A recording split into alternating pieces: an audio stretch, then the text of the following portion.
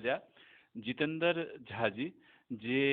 अपने कार्यरत छी ट्रैफिक डिपार्टमेंट एसीपी छथि आउ हिनका जे छै से राष्ट्रपति द्वारा एकटा सम्मान भेटलनि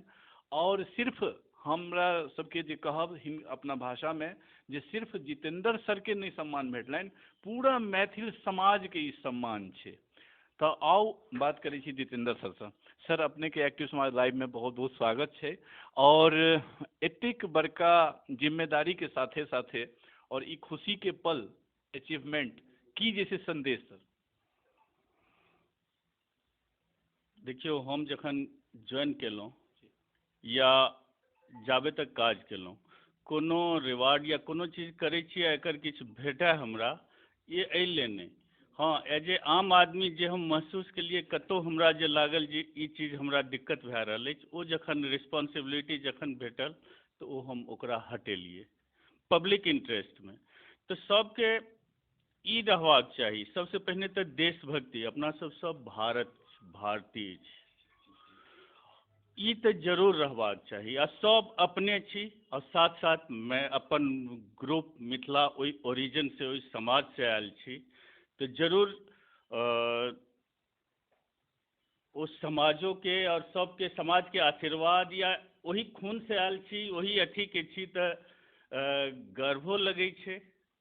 आई जे अपन जे सब जगह अगर देखल जाए छै जेना कि मिथिलांचल के बच्चा सब जे छै से बहुत अन्य अन्य फील्ड में नाम करे छथिन और किछ गार्जियनशिप जे छै से मतलब उनका किछ न किछ कमी के कारण आगा नहीं पहुंचा पावे छथिन तो ओई गार्जियन के और मेहनत करे वाला बच्चा के संदेश। देखियो दू तरह के छै एकटा शहर में जे बच्चा पल गेले ओ मिथिला या गांव से बेसी नहीं जुड़ रहल छै और एकटा गांव से जेना हम गांव से आयल छी गांव के आदमी ज़्यादा परफेक्ट होय छै शहर के बच्चा से। ये हमरो बच्चा है लड़का है भले प्रोफेशनली वो सक्सेसफुल ज़्यादा है लेकिन गांव के बच्चा ओकर माटि ओहिसे जे निकलल या ई जे रहे छै ओकर बात किछु और है वो ओकरा एडेप्टेबिलिटी या गिर गिर के मुसीबत से संभलते ही रहेंगे नहीं छै गीत वो जे ओकर जे अथी छै से तो अपना सबके शहर में रहे वाला लोग कनी गांव अपना बच्चा के अपना जड़ जरूर देखेबाक चाही और गांव में देख रहल छियै गांव टूट रहल छै गांव के लोग बहुत या तो दिशाहीन भए रहल छै बाहर में जे छी हम सब मिल के गांवों के तरक्की ले जरूर अपन कंट्रीब्यूट करी। एकटा गांव में लड़का सब हम पढ़े के या दिशा रास्ता या प्रोफेशनलियो ओकरा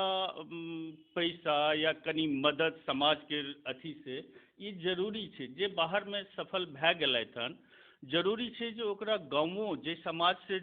आयल छी हम ओकरा ले जरूर करबाक चाही। कतेक बेर सर ई देखे के लेल भेटलैया जे ऊँच ऊँच पद पर से जे छै से मतलब अवकाश प्राप्त क क और जे मतलब कि जे मिथिला मैथिली में क सकै छलखिन और लेकिन वो नहीं क पाबै छथिन। हालांकि हम उंगली नहीं उठाएब लेकिन सर कतेक बेर देखऽ के लेल तो भ सके अहाँ के जे ई संदेश है से एकटा प्रेरणाजनक जे छै से संदेश है प्रेरणादायक है जे हुनका में जागृति जे छै से उत्पन्न हेतनि तो सर हुनका सब ले कोनो एहन संदेश छै सर। नहीं नहीं हमहूँ सब तो वह जे पूर्वज या जे पैघ छथि उनके आदर्श उनके रास्ता उनके देख के उनका नाम से अपना में जोश भर के तैयारी करै छी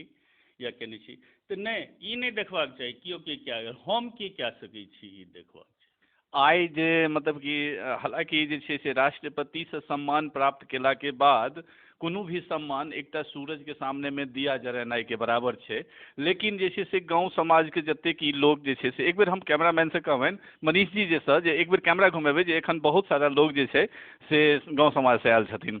तो सर एक बेर हम ई पूछऽ चाहब जे जेनाकि आई गांव समाज के लोग अहाँ के आबि कऽ और एहि तरह के सम्मान जे छै से मतलब कि तो सर अपना मोन में जे छै से की अहाँ के अथी भऽ रहल यऽ।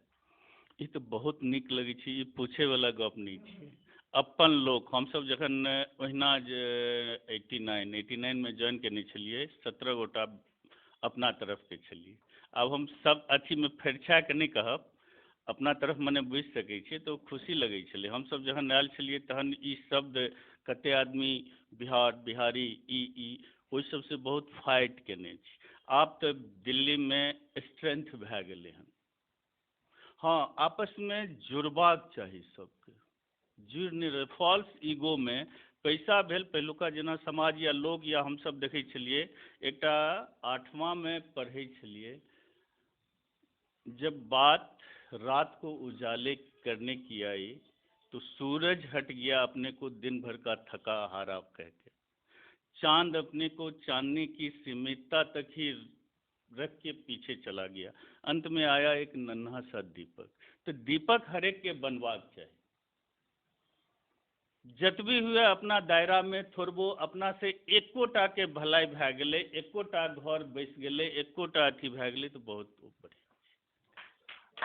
बहुत सुंदर सर, अहाँ से तो सच्चाई है जे अहाँ के सामने में आबि के सवाल नहीं, अहाँ के सामने में जे से मस्तक नीचा हो अहाँ के सुन के जतेक बढ़िया अहाँ बानी। लेकिन सर लास्ट में एक चीज और कहब जे समाज सेवी जतेक छथिन, जे मतलब कि अन्य अन्य जगह पर में केओ भाषा भाषी के लेल राज्य के लेल काज करै छथिन बहुत, तो कखनो कखनो के जखन मिथिलांचल के इंटरनल कोनो एहन समस्या देखै के लेल हुनका भेटै छनि तो हुनकर दिल आहत भ जाइ छनि जे ओ समाज सेवी छोड़ के खामे खाम हम समय बर्बाद कर रहल छी। तो सर हुनका जे छै से फेर से प्रेरणा और ऊर्जावान बनबै के लेल संदेश दियौ ने सर।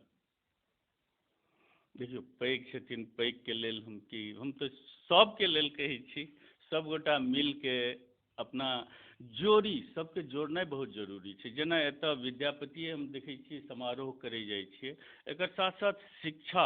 किछु मैथिल या मैथिली के ग्रुप एकटा यूनिटी और प्लस शिक्षा बढ़िया फ्यूचर और सबके जेना कते गोटा के अब हम पार्टिकुलर नाम नहीं लेब, जे ट्रेन में देखबै जे एक आध बैसल आ ओहि दोसर कोना पर ओ बैसल छथि, लेकिन वो सब एक भाषा एक अथी भेट जाइ छै तो काफी यूनिटी होइ छै। आ अपना सब मैथिली छोड़ के अपनों में रहब तो हिंदिये में बात करी, ई अपन सबक सबसे बहुत बड़का बात सर जी। सर के परिचय अहाँ सबके जे छै से मतलब कि देबे केलहुँ जी जी। देखियो